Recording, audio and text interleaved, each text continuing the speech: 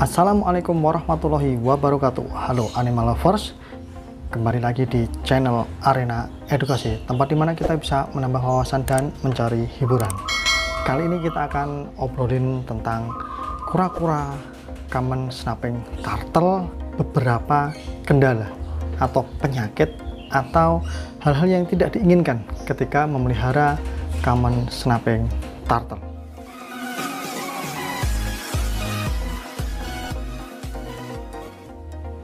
Baiklah, di sini kita akan membahas beberapa permasalahan memelihara common snapping turtle. Yang pertama, mogok makan. Yang kedua, susah BAB.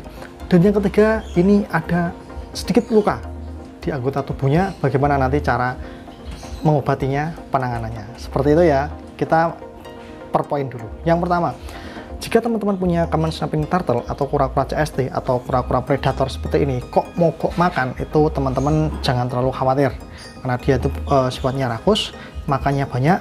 Jika memang dia sedang mogok makan, kemungkinan terbesar itu mungkin dia stres, atau mungkin teman-teman baru belinya baru, dalam perjalanan dia tidak nyaman, stres, atau mungkin adaptasi di kandang yang baru, jadi stres. Caranya bagaimana? Jika teman-teman dapati CST-nya ini mogok makan, dipuasakan ya, biarkan dia tidak makan beberapa hari. Kura-kura ini reptil umur panjang, jadi ketika dia tidak makan selama 5-1 minggu itu tidak masalah. 5 hari sampai 1 minggu maksudnya ya, bukan 5 minggu gitu. Dan buat teman-teman yang punya CST, tips dari kami, jika memberi makan jangan setiap hari ya. Reptil itu apapun reptilnya, diusahakan atau dilatih jangan makan setiap hari, nanti proporsinya badannya akan bagus seperti itu ya. Sehingga umurnya juga bisa lebih panjang gitu ya, meskipun bawaannya dia memang umur panjang. Nah, kembali lagi ke masalah mogok makan. Jadi teman-teman dipuasakan dulu. Tanya ke owner sebelumnya, ke yang punya sebelumnya, dia makannya biasanya apa yang paling disukai, seringnya apa, berapa hari sekali untuk dia makannya. Kalau untuk saya seperti ini itu saya yang sudah cukup aman ya, sehingga rakusnya juga luar biasa, sehingga untuk mogok makan jarang. Mungkin kalau mogok makan akan dialami teman-teman yang punya kura CST ini dengan size baby atau size yang kecil seperti itu. Size baby memang teman-teman harus waspada, harus hati-hati ketika punya peliharaan yang masih ukuran baby, masih ukuran kecil, itu perawatannya memang lebih susah, memang harus perhatian khusus. Jadi gitu ya teman-teman. Yang pertama, untuk mogok makan silahkan dipuasakan, dan juga tanya ke owner sebelumnya makanan yang paling disukai oleh dia, karena setiap CST pun mungkin beda-beda. Ada yang sudah mau pelet, ada yang belum mau pelet. Nah, atau mungkin teman-teman mau mengganti ya, di owner sebelumnya biasa mungkin makanan-makanan hidup. Nah, teman-teman merasa kurang praktis, mau diubah ke pelet juga bisa. Dia nggak makan 1 minggu, baru minggunya seminggu kemudian dikasih pelet. Ya, seandainya sebelumnya tidak terbiasa pelet, dia kena lapar, cari pelet yang bagus, tapi jangan pelet-pelet yang murah juga, karena bau amisnya pun beda.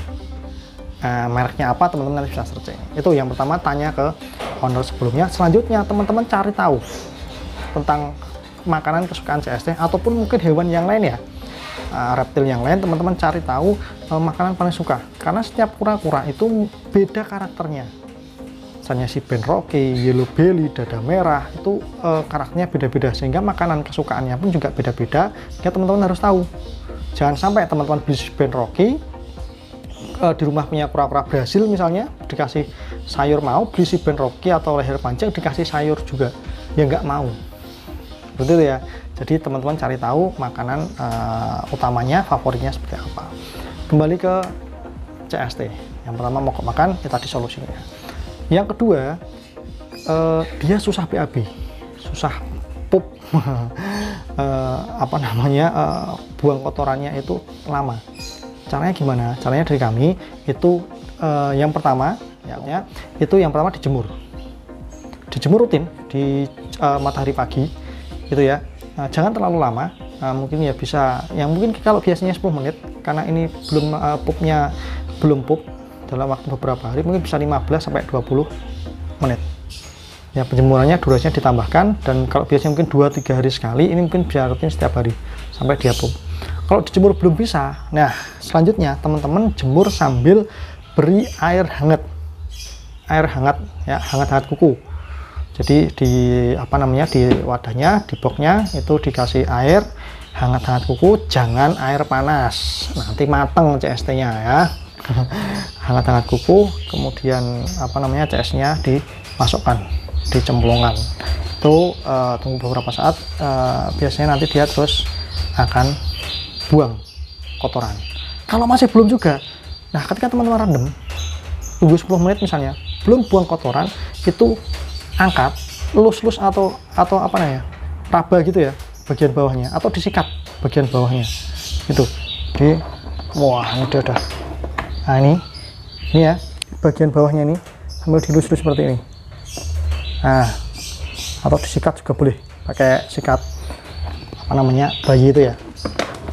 Nah seperti itu, nah, insya Allah bisa pup gitu. Jadi memang karena dia makannya lama, pupnya juga mungkin perlu itu yang mungkin nggak rutin setiap hari seperti itu. Tapi tenang, yang penting teman-teman jangan khawatir, jangan panik dan sebagainya. Selanjutnya yang terakhir permasalahannya yaitu ada luka di bagian anggota tubuhnya. Kalau di tempat kami ini di bagian kaki depan itu sebelah kiri itu ada luka ya seperti itu. Nah, salah satu cara penanganan kami yaitu dengan ini dia ya, dengan betadine. Nah, ini beli di warung, kemarin harganya 7.500 ya, teman-teman bolehlah beli di mana aja betadine. Ini masih baru kebetulan, karena kebetulan betadine kami habis. Mungkin teman-teman kalau di rumah sudah ada ya, sudah stok betadine. Jadi pemberiannya diberikan kepada CST itu di bagian lukanya, dan taruh CST-nya di tempat yang kering. Makanya ini box tidak kami kasih air karena kami mau ngasih betadine. Tuh, jangan diberi air, bahaya ya. Yang diberi ditetesi adalah bagian lukanya, bukan airnya.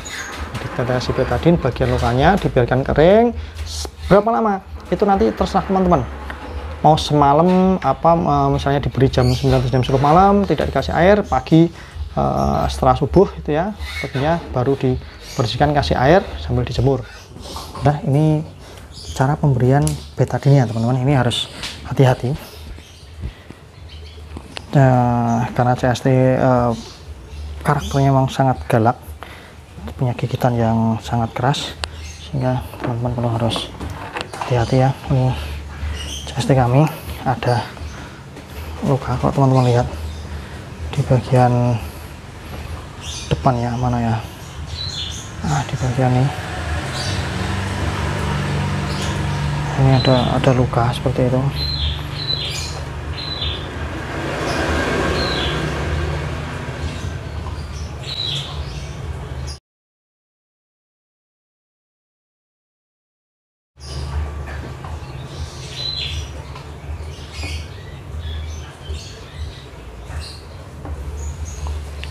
Nah seperti itu ya teman-teman, kelihatan nggak nih?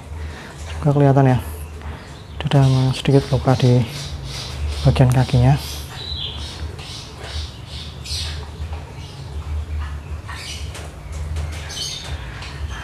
Nah oke, udah cukup gitu aja. Jadi kita olesi dikit-dikit. Nah dia mungkin juga geli. Nah perlu hati-hati ketika kepalanya sudah nengok, jangan dilanjutkan gitu ya, perlu sangat hati-hati teman-teman.